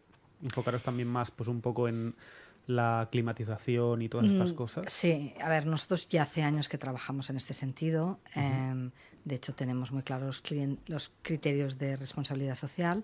Bueno. Y lo que también en paralelo hemos lanzado es lo que llamamos el sello de excelencia en sostenibilidad, que no deja de ser un sello que pone en valor tanto lo que hacemos delante de nuestros clientes como las decisiones que ellos toman. Es decir, al final es un acuerdo conjunto que permite pues que el material que tú pongas pues sea un material que provenga de reciclados, si no es de reciclados, tableros certificados de bosques de forestación controlada, sistemas de climatización o de gestión de la energía controlado mediante sistema de gestión domótica. Al final son un montón de medidas que tú tomas y que tienes que pensar a la hora de hacer un proyecto y luego implementarlo, que nos lleven a mayor eficiencia, mayor control de clima, controlar en los diseños, aprovechar al máximo los tableros para que no haya mermas, por tanto no haya más residuos otra vez, ¿no? Que es un poco cerrar también este círculo. Porque a veces podemos nosotros intentar tomar buenas decisiones, pero que nuestros clientes no lo perciban o no lo vean de la misma manera. Exacto, ¿no? Entonces, un poco este sello que lo hemos situado en 3 categorías, A, B y C, un poco como los criterios de eficiencia energética, son para poner en valor esto, para que un cliente nuestro, una escuela, una residencia de ancianos, pueda decir, bueno, pues yo tengo una empresa que tiene categoría A del sello de sostenibilidad en la reforma de este espacio, ¿no? Entonces, ahí trabajamos arduo, también nosotros desde hace años, pero para que todo el mundo lo visualice y lo ponga en valor. Has mencionado que este sello de sostenibilidad es fruto de un acuerdo. ¿Se puede decir o se puede saber quiénes están partícipes de la confección de estos criterios para poder aplicar el sello a los clientes? Pues aquí es un proceso global, desde el equipo técnico y el equipo de diseño que están pensando y diseñando todas estas medidas, a los acuerdos con los clientes de que vale de acuerdo, porque a veces cualquier solución no es más económica que hacerlo mal. O sea, a veces es un poco más caro hacerlo bien desde la óptica de la sostenibilidad, ¿eh? Por tanto, aquí ha de haber un compromiso claro también para esto. Pero hemos de pensar que todas las empresas y las escuelas o grandes corporaciones van a tener que hacer sus memorias ESG, etcétera, y por tanto esto también es una herramienta para que ellos puedan visualizar lo que hacen bien, para ponerlo en la memoria y poder realizar pues sus cálculos de huella de carbono, en fin, ¿no? De hecho, te quería preguntar de tema de cálculo de huella de carbono. Imagino que esto va a ser el siguiente paso que llevéis a cabo a la hora de implementar para tener una memoria de sostenibilidad completa.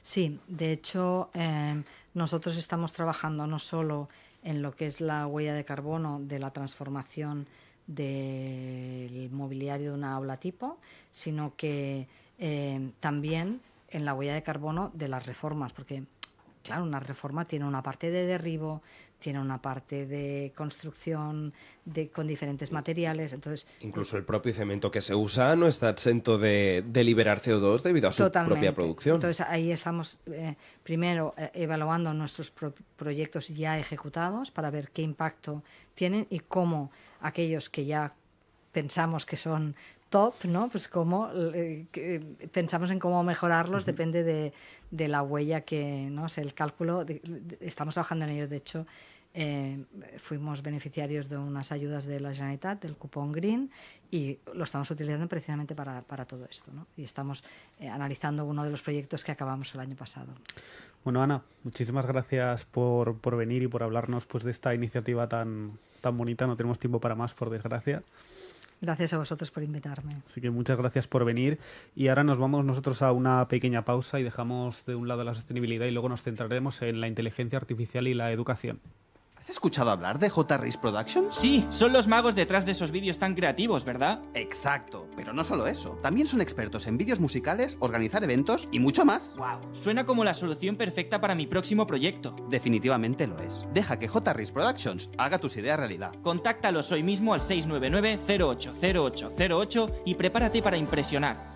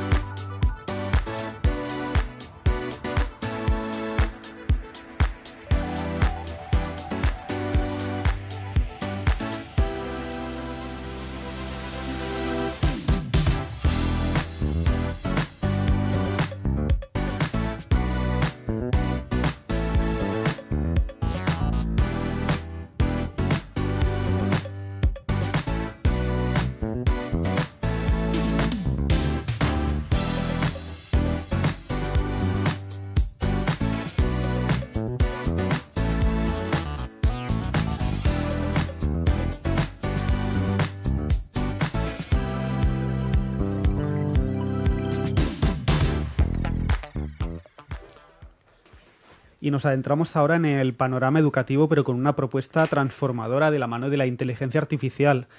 Está revolucionando cómo enseñamos y cómo aprendemos, y aunque todavía nos situamos en el inicio del impacto, ya hay propuestas que tienen como objetivo agilizar esta manera en la que los contenidos se imparten. ¿Cómo puede la inteligencia artificial ser una aliada en la educación del futuro? ¿Cuáles son los beneficios y retos de integrar estas tecnologías en el aula? Hoy nos acompaña Ignasi Aso, fundador de Ignite Serious Play, para explorar cómo la IA está remodelando el sector educativo y qué nos depara este avance tecnológico en el camino hacia un aprendizaje mucho más accesible, inclusivo y también eficiente. Bienvenido y muchas gracias por estar aquí con nosotros. Buenas tardes, muchas gracias a vosotros. Lo primero de todo que te queremos preguntar es ¿qué es Ignite Serious Play? ¿De dónde sale el proyecto? Muy bien. Ignite Serious Play es una empresa educativa con sede en Barcelona, con un amplio recorrido en el ámbito STEAM, es decir, servicios para colegios. Desde hace un par de años hicimos un proyecto de innovación que se denomina Ignite Copilot, que es el que estabais haciendo referencia sobre inteligencia artificial de cara a ayuda al docente.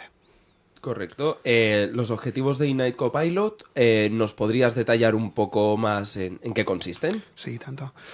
Ignite Copilot, como os comentaba, es un proyecto de innovación, nace de un entorno académico, de investigación, revisado por doctores en pedagogía, en ciencias, etc. Y tiene como propósito ayudar al docente a preparar todas las experiencias didácticas que en su día a día pues, está trabajando. De hecho, un docente estándar de primaria, secundaria, está alrededor de una cuarta parte al menos de su jornada laboral, unas 10 horas al menos a la semana, creando documentación, lo que se denominan situaciones de aprendizaje, sesiones, etc. Este proceso realmente es muy tedioso, es muy repetitivo y muy, digamos, burocrático y acelerable. Y es ahí donde entra el ingrediente de todas las ensaladas hoy en día, que es la inteligencia artificial. ¿Y cómo funciona un poco, de qué forma, nos puedes explicar un poco de forma más concreta cómo actúa este programa? Sí. Ignite Copilot es una aplicación desktop donde a través de una serie de estudios iniciales durante el 2023 y 2024 hemos analizado qué modelos de inteligencia artificial son más adecuados para cada área de aprendizaje. Es decir, no solo trabajamos sobre ChatGPT, sino que trabajamos sobre otro. Bueno, si tenéis interés los podemos comentar técnicamente.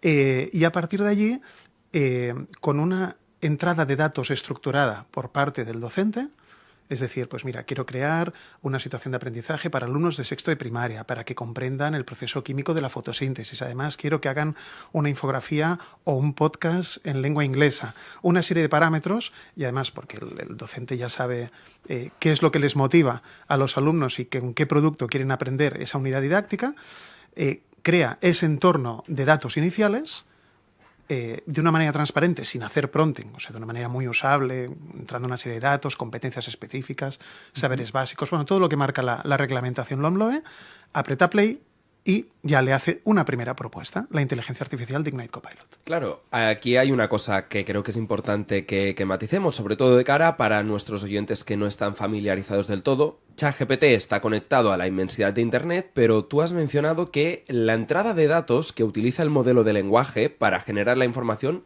la proporciona el propio docente. Es decir, vosotros con Ignite Copilot cogéis un modelo de inteligencia artificial y lo nutrís con los datos de la base de datos del colegio del profesor y que solamente se nutra de esos datos, ¿es correcto? Sí, de hecho, puede crear algo, digamos, en tiempo real, espontáneo, porque ha detectado que los alumnos tienen un interés por algún concepto y por una vía de aprendizaje y crea una situación de aprendizaje efímera para esos alumnos. O puede crear algo ya con cierto histórico, porque para el profesor, obviamente, ya parte. Antes de llegar la inteligencia artificial, ese señor o esa señorita ya daba sus clases de manera solvente, con una información fiable y con autoridad.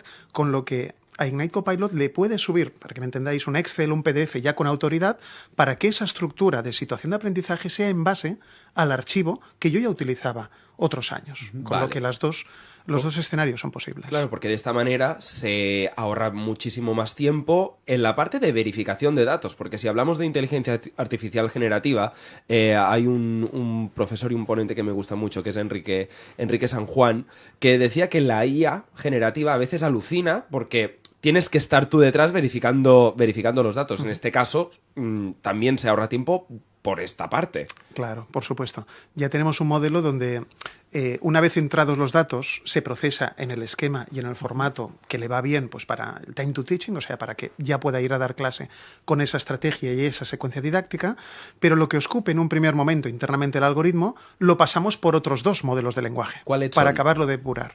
Pues depende de del área de aprendizaje. Obviamente utilizamos ChatGPT, utilizamos Claude de Anthropic, utilizamos Gemini de Google, utilizamos muchísimo el Grok de Twitter, bueno, de lo que es X, funciona muy bien en algunos aspectos, Aurora para ámbito científico, y bueno, no nos quiero aburrir, pero utilizamos 6 o 7 modelos de lenguaje, el Mistral francés también.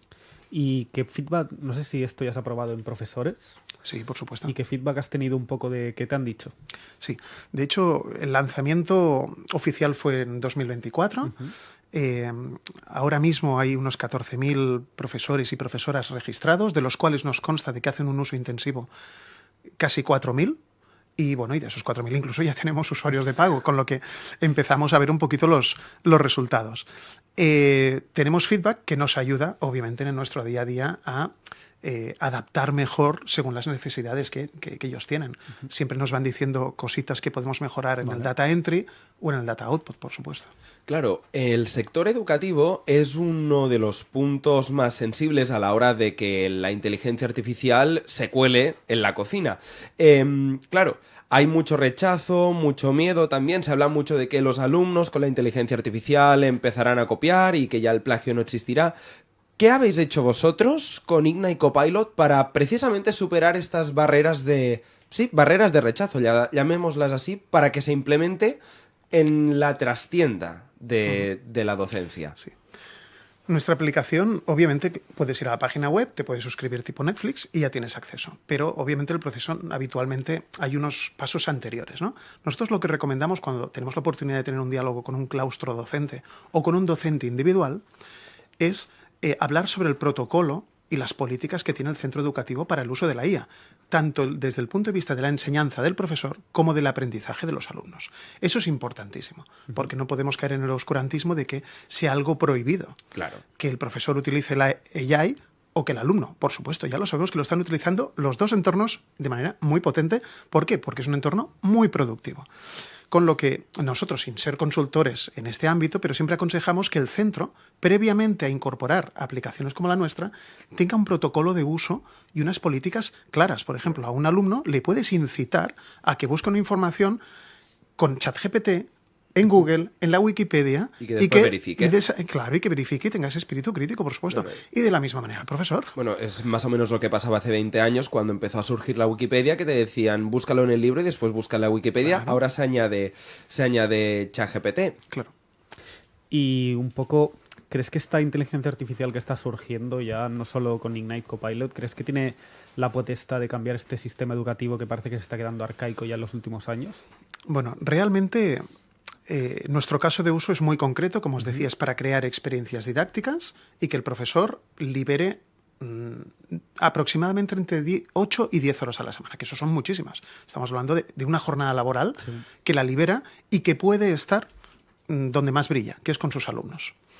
Entonces, ya con esta premisa y esta hipótesis de trabajo, que no es nuestra, los países anglosajones esto ya lo hacen. Un profesor anglosajón, ya el 70%, bueno, de hecho el 70% de los docentes anglosajones ya preparan íntegramente sus clases con inteligencia artificial, incluso a veces, con un porcentaje algo menor, prescindiendo del libro de texto tradicional, digital o analógico. Entonces, ya partiendo de esta hipótesis de que les liberamos horas y que pueden estar con nuestros hijos, con nuestros alumnos, y pueden ayudarles emocionalmente a ser coach educativo y, en definitiva, a mejorar la enseñanza, pues, por supuesto, eso ya es un gran paso donde les estamos quitando, y a todo puesto de trabajo le interesa, que le quiten ámbito burocrático y pueda estar con los alumnos, generando ese espíritu y ese aprendizaje significativo. Hay una cosa que quiero recapitular y es que antes has dicho que esas experiencias educativas a veces pueden ser personalizadas para ciertos grupos de alumnos o para ciertas materias. ¿Crees que estamos a las puertas de la educación diferenciada de la que tanto hemos oído hablar de fondo? Sí, sin duda estamos a las puertas de lo que es la personalización del aprendizaje, lo que ya marca las leyes del aprendizaje competencial, no memorístico, personalización, porque obviamente dentro de un grupito de 20 y pico niños o de 30 niños, pues tengo vectores en diversas direcciones. Unos, una unidad didáctica la aprenden de una manera, otros de otra, y a veces pues se le complica mucho la vida al profesor. En cambio, se le está pidiendo, por norma, que haga un aprendizaje competencial y lo más personalizado posible. Con estas herramientas realmente se consigue, sin llegar a un ámbito distópico en cuanto a que cada niño y niña se ponga con unos auriculares y con un ordenador y solamente se relacione con las personas cuando sea necesario. No. Ni eso, y que la IA tampoco va a sustituir al profesor. No, porque precisamente es donde más brilla el profesor es en estas situaciones, cuando le liberamos horas de burocracia y le permite generar y despertar el interés por el aprendizaje a ese alumno. Es cuando realmente es más necesario, porque son insustituibles los profesores. Luego, cuando el boom de la inteligencia artificial, que fue un poco después de la pandemia, que parece que el sector educativo se mostró muy reacio a esta nueva herramienta, ¿has visto en estos años una progresión en cuanto a la aceptación de esta herramienta?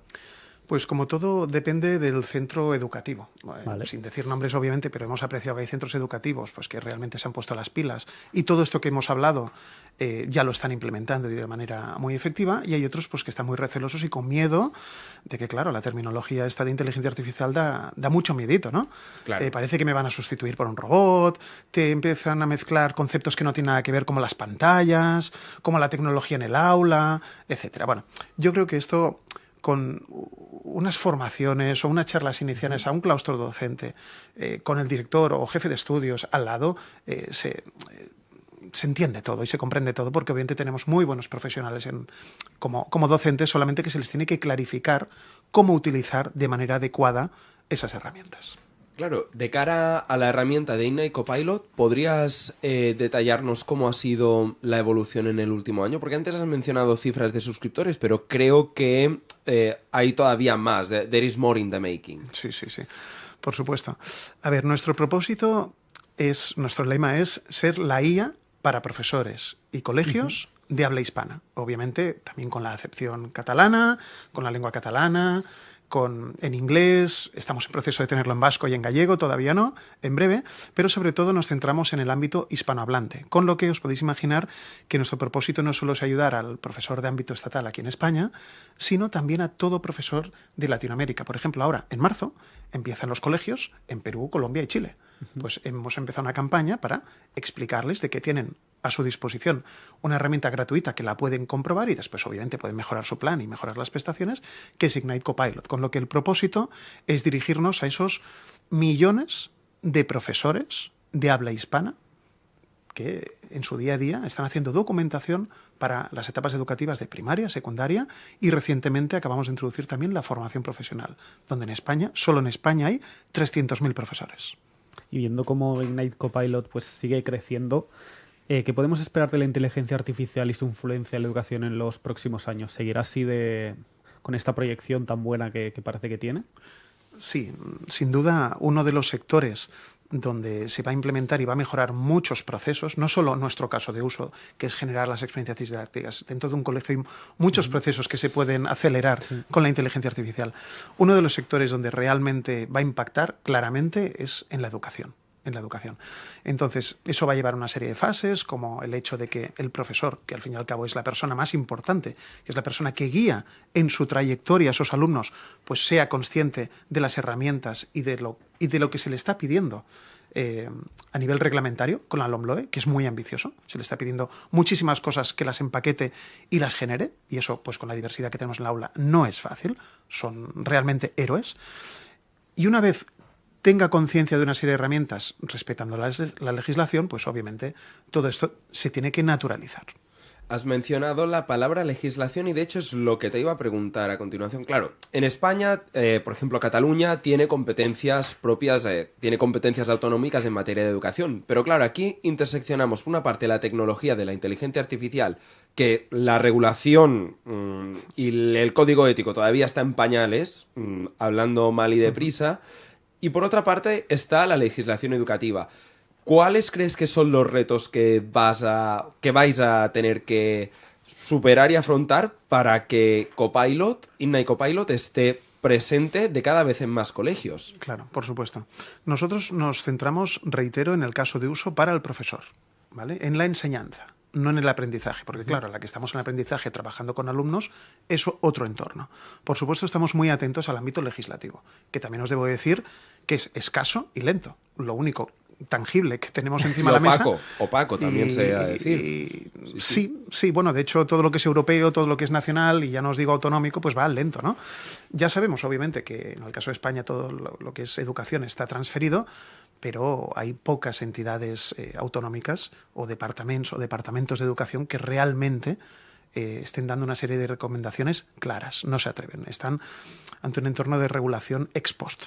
Lo único que tenemos, pero también es a la vez muy general, es la AI Act europea, que obviamente ya nos la hemos leído, la cumplimos a nivel de protección de datos, de privacidad, de ética, faltaría más, pero poca cosa más. Con lo que, en nuestra opinión, si ese colegio aprecia que esa inteligencia artificial, como si fuera una hoja de cálculo. Estamos todos de acuerdo que las hojas de cálculo nos van genial para automatizar cálculos de todo tipo, ¿verdad? Pues ahora pensemos que tenemos otra herramienta que nos permita generar documentación contrastada, revisada, contextualizada de manera muy rápida. Pues ¿por qué no lo voy a utilizar? Me creo yo mis protocolos y mis políticas a nivel de colegio o a nivel de red de colegios, y cuando llegue la legislación, pues bueno, ya veremos a ver. Vamos a ir ajustando las manecillas. Ya haremos el tuning. Pero si yo tengo que esperar a que me llegue algo dedicado al ámbito de educación, que me diga alguien qué competencias tiene que tener mi profesor y el alumno en IA, hay recomendaciones por parte de un señor que se llama Feng Chung Miao, es de lo mejorcito que hay en la UNESCO. Y bueno, sí que obviamente tenemos algunas referencias, pero no es un real decreto ley ni a nivel autonómico ni a nivel estatal. Solo que hay, bueno, no es el foro, pero hay iniciativas de cara a la galería, que si la semana pasada el Pedro Sánchez, la ALIA española, bueno, de todo eso el colegio en su día a día no poca cosa va a hacer, ¿no? Entonces, realmente pensamos y opinamos que los colegios tienen que avanzar, tienen que dar un paso enfrente para luego obviamente adaptarse a lo que se marque a nivel macro, pero tienen que hacer un paso, si no se quedarán atrás. Y recopilando un poco lo que has dicho anteriormente, que os enfocáis en ser pues una referencia dentro del mercado hispano, este 2025, ¿qué podemos esperar de Ignite Copilot? ¿Cuáles son vuestros próximos pasos? Pues aquí ya obviamente llegamos a un estado de maduración después del 2024, donde hemos intentado comunicar lo que habíamos apreciado. Nos reconforta que en el ámbito anglosajón todo esto, pues realmente tenemos buenas referencias. Incluso hay otras empresas como la nuestra que también, y eso nos reconforta también que hayamos visto el mismo caso de uso, que también tienen iniciativas, a veces a partir de editoriales, otros desde otro enfoque, pero realmente estamos todos en lo mismo. Este es el año de la expansión, claramente, ¿vale? Sobre todo el curso 25-26, o el que empieza ahora para Latinoamérica en febrero-marzo, dependiendo del país, pues vale. Como os decía, Perú, Colombia y Chile, semana arriba, semana abajo, empiezan en poquitas semanas el colegio, ¿no? Entonces ahí estamos haciendo comunicaciones, pues síncronas, acorde al inicio de cada curso, para decirles que lo prueben. Y si realmente les aporta valor, ya apretarán, y obviamente ya estamos interesados en ese botón de mejora tu plan, ¿no? Pero nuestra proyección es crecer en muchos miles de usuarios de pago, ahora sí, en el 2025, y realmente convertirnos en la IA para profesores y colegios de habla hispana. Perfecto, pues muchísimas gracias, Ignasi, por venir y hablarnos pues, de esta iniciativa tan pues bonita e innovadora. Muchas gracias. Y pues ahora nos vamos a una pequeña pausa y enseguida volvemos con más inteligencia artificial, pero esta vez en el sector de la industria. ¿Buscas dar vida a tu idea de podcast? Entonces estás en el lugar correcto. En Wavesmith Studios, la aceleradora de podcast, convertimos tus sueños en realidad. Desde la concepción hasta la producción, estamos aquí para ti. Contacta con nosotros hoy mismo en el 699-080808 y déjanos llevar tu proyecto al siguiente nivel.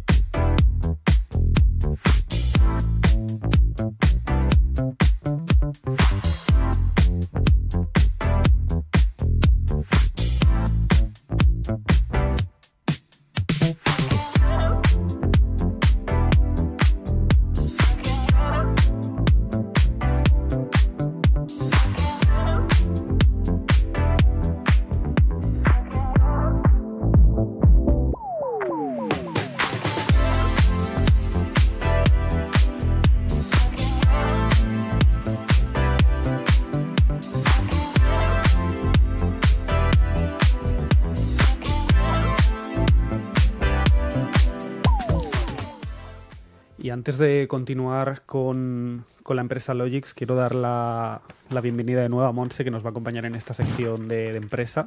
Hola, Manu. Entonces, Y Antoni. Hola de nuevo, ¿cuánto tiempo? La inteligencia artificial generativa está transformando el mundo empresarial a un ritmo vertiginoso. Cada vez más compañías en España se interesan por su implementación, pero muchas todavía encuentran barreras para adoptarla de manera efectiva.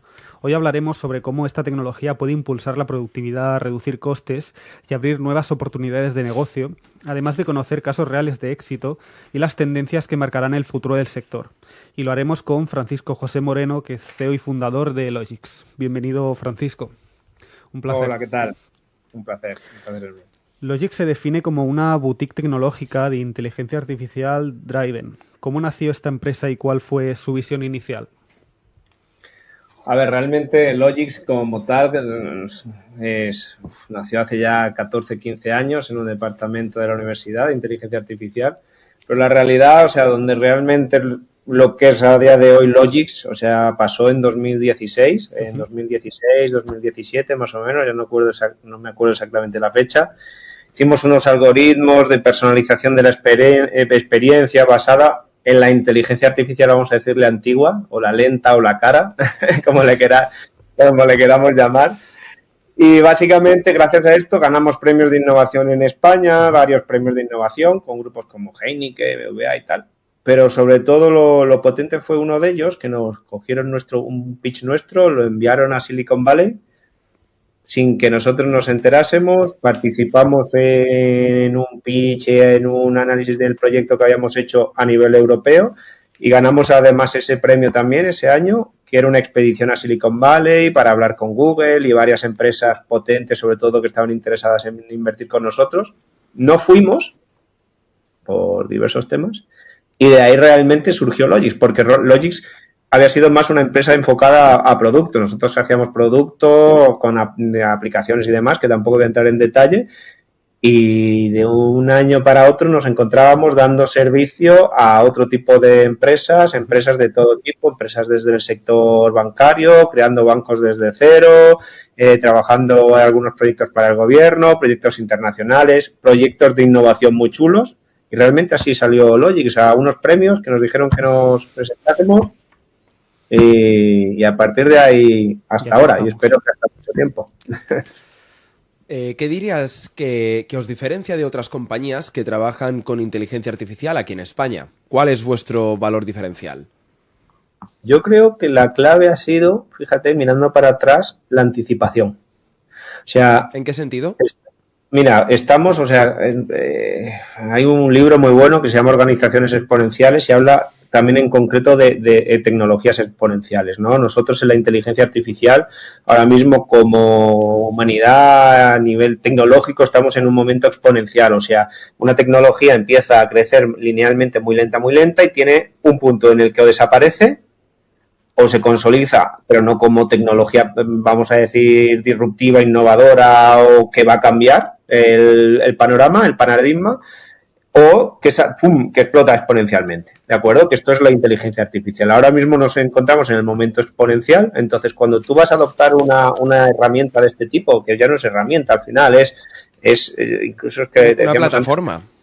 Es que somos iDriven, ¿no? Decían, es un paradigma incluso, un paradigma distinto, o sea, totalmente distinto a lo que estamos habituados. Entonces, ¿qué es lo que hacemos nosotros siempre? Cuando sale una nueva tecnología, incluso que no está en el momento exponencial, nosotros hacemos, como le llamamos, un lab y empezamos a investigar sobre esa tecnología. Pues lo mismo hicimos con esto, o sea, nos anticipamos, empezamos un poquito antes que el fenómeno GPT, un poquito antes, nos dio por empezar a probar modelos de inteligencia artificial y dijimos, hostia, es que esto lo va a cambiar todo. Digo, es que esto va a cambiar nuestro sector, nos va a cambiar, es que nos vimos incluso ya, te voy a decir, por propia defensa, autodefensa de lo que pueda ser dentro de 2 años. Entonces, nos dimos cuenta con el tiempo, empezamos a conseguir proyectos, a que la gente las empresas nos contratase, y dijimos, ¿y esto por qué? ¿Por qué es? Y es porque nos dábamos cuenta que estábamos 3 meses por delante del resto. Un ejemplo es, que además seguro que lo habéis visto, el modelo chino que ha salido ahora, DeepSeek, pues parece que se popularizó hace una semana, ¿no? No mucho más. Un par de semanas, si no mucho más. Pues nosotros llevábamos el Logix internamente, ya incluso probándolo con herramientas propias internas que tenemos, un mes. Esa es la diferencia. O sea, nosotros conocíamos de este modelo, ya lo habíamos probado y cuando venían nuestros clientes ya le podíamos dar inputs e insights de decir, es que sigue bueno por esto, ten cuidado que esto que están hablando es bulo, esto no, esto sí. ¿Y cómo tenéis acceso? ¿Cómo tenéis acceso anticipado a estos modelos de inteligencia artificial? Pues mira, sinceramente, tengo un equipo muy crack y muy friki, básicamente. Entonces, ellos están mucho en comunidades internacionales, entre las que ellos hablan. Todo esto que vemos en la prensa o vemos ya que se ha viralizado, antes ha tenido que ocurrir. Antes de viralizarse algo, no se viraliza de un día para otro. Siempre lo habréis visto, pues tarda unos días, incluso semanas en viralizarse. Unos días sí es muy rápido. Realmente esto pasó, tardó un par de semanas en viralizarse. Nosotros, digamos, como antes he comentado, antes de que se empiece a viralizar, nosotros ya probamos, vemos si tiene sentido, si no tiene sentido, si conviene proponérselo a un cliente. Entonces, realmente la palabra es anticipación. Y otro punto importante, creo que dentro de Logix, es conocimiento. Es conocimiento. Al final, el mundo de la inteligencia artificial es muy amplio. Si solo te dedicas a aprender sobre lo que hay de ChatGPT, de OpenAI, pues tu visión realmente será muy, muy limitada. O sea, nuestro equipo lo que hace es aprender de todos los modelos que van saliendo. Entonces, entender y decir, oye, ¿cuál es, según el problema, cuál es la mejor solución y cuál es el mejor modelo, los mejores modelos que son de inteligencia artificial que son capaces de solucionarme este problema o dar solución a este reto que he propuesto? Y bueno, y sobre todo, y otra cosa que todo el mundo comenta, pero esta es básica, que es formación. Es la madre del cordero, pero... Francisco, si hablamos en general, se estima que una implementación generalizada de la inteligencia artificial generativa podría aumentar el PIB de España en un 8%. ¿Cómo puede impactar realmente esta tecnología en toda la economía y sobre todo en las empresas? De hecho, esta es muy buena. Y es muy buena porque vamos incluso al ámbito más cultural y humanístico de sociedad, ¿no? Hay una analogía que es muy buena y una comparación. Si nosotros ahora hiciésemos una foto, congelásemos la sociedad que tenemos ahora, la duplicásemos, a la segunda, con el mismo punto de partida, a la segunda le metemos intrínseco todo el conocimiento de la inteligencia artificial. O sea, para nosotros la inteligencia artificial es igual que usar el móvil. O sea, es IA Driven, como decíamos, ¿no? O sea, para nosotros es algo más de nuestro día a día y no una herramienta puntual que utilizamos, sino que estamos enfocados en el paradigma de IA. Todo lo que hacemos lo hacemos con el paradigma de IA. Y cogiésemos la sociedad que hay ahora mismo, que el reto principal es capacitación, y ya está, y poco a poco ir metiendo en esta cultura la inteligencia artificial. Si hiciésemos este paralelismo, hay datos que dicen que incluso seríamos capaces de crecer hasta un 8 o un 9% más rápido de como estamos ahora mismo. Y con la misma inteligencia artificial, con la misma tecnología, con la misma capacidad que tenemos. El problema ahora mismo no es capacidad tecnológica. De hecho, la tecnología está muy por encima de lo que estamos ahora mismo como humanidad a nivel cultural, a nivel formación, a nivel entendimiento de la IA. Esto, y la pregunta es, y la respuesta a lo que decías, es que el 8% no, podríamos estar hablando de muchísimo más. Yendo al panorama que estamos ahora mismo, lo que estamos viendo, y sobre todo en los proyectos que hacemos, primero, la productividad que genera la inteligencia artificial es impresionante. O sea, pero esto es sencillo, ¿no? Nosotros como seres humanos, al final, o como profesionales, no dedicamos el 100% de nuestro día a hacer lo que mejor se nos da. Nos dedicamos a hacer tareas repetitivas, tareas que no aportan, digamos, valor, que se podrían, al final lo podría hacer otra persona. Ahí está la clave, ¿no? El coger y decir, oye, todo este tipo de tareas en las que yo no aporto valor, donde no doy el máximo, o donde realmente soy bueno, si las eliminase y las quitase y me diese ese tiempo a aplicar materia gris, imaginar, lo que seríamos capaces de hacer, o sea, realmente enfocarnos en lo que somos buenos y no en lo que debemos de hacer de ese día a día. La palabra es tiempo. Ganamos muchísimo tiempo para aumentar, para investigar, resolver problemas, hacer las cosas mucho más rápido y luego, por ende, esto viene la eficiencia. O sea, esto es lo que consigue la inteligencia artificial. Entonces, gracias a esto, podemos conseguir un aumento del 8% del PIB perfectamente. Y esto sí que es un cliché, y dicen, no, nuevo va a destruir empleos, pero va a crear nuevos. Lo veo complicado que cree los mismos puestos que vaya a quitar, la verdad, o sea, que esté productivizando. Entonces, el enfoque del 8% del PIB va más a la hiperproductividad. Y volviendo a Logix, ¿cómo imaginas el futuro de la empresa en los próximos 5 años y cuáles son vuestros próximos retos? Pues mira, realmente 5 años, no sé, tengo miedo de qué va a pasar en 2 años. ¿Sabes? No, contestarte dentro de 5 años es imposible. La incertidumbre la tenemos en 2 años. Fíjate, hace 2 años nosotros, como hemos comentado, pues nos dedicamos a hacer proyectos complejos, vamos a decir aplicaciones bancarias. Pues vamos a poner un ejemplo de algo nuestro personal. Hacer una aplicación móvil, por ejemplo. Antes una aplicación compleja que tardábamos 1 año, ahora con inteligencia artificial lo estamos haciendo en 3 meses. O sea, y esto ha pasado en 1 año y medio. O sea, que posiblemente dentro de 2 años, es que no sea 3 meses, es que las hagas con prompts en 1 semana. Entonces, que el modelo cambia completamente. Entonces, al final, nosotros en la industria nos estamos yendo a un panorama muy dinámico y muy personalizado. Llegará un momento en el que tú tienes tu aplicación del banco, y está pasando, lo estamos haciendo, y en la que la aplicación del banco es totalmente distinta por cada persona que abre. Y ya no distinta me refiero a los productos que te ofrece, no, a lo que tú estás viendo, cómo estás interactuando. Estarás interactuando de manera conversacional. Entonces, al final, Logix, ¿qué es lo que se está haciendo? O sea, Logix cada vez más se está convirtiendo, vamos a decir, en una empresa que es de consultoría estratégica de inteligencia artificial. Es capaz de, analizando tu empresa, en menos de un mes, decirte, oye, estos son tus retos, aquí tienes estas oportunidades que si implementas inteligencia artificial vas a ser capaz de productivizar, escalar mucho más rápido, generar muchísimo más valor, y además eso lo implementamos. Por ahí va Logix. Realmente va por ahí, o sea, al final ayudar a digerir todo esto a la gente y ayudar a identificar dónde tienen las oportunidades y los retos, porque como vuelvo a decir, poco a poco la tecnología se irá convirtiendo más en un commodity. Bueno, pues muchísimas gracias, Francisco, por la entrevista, por dedicarnos tu tiempo. Ha sido un placer tenerte aquí y espero que, volver a tenerte en el futuro. Muchas gracias.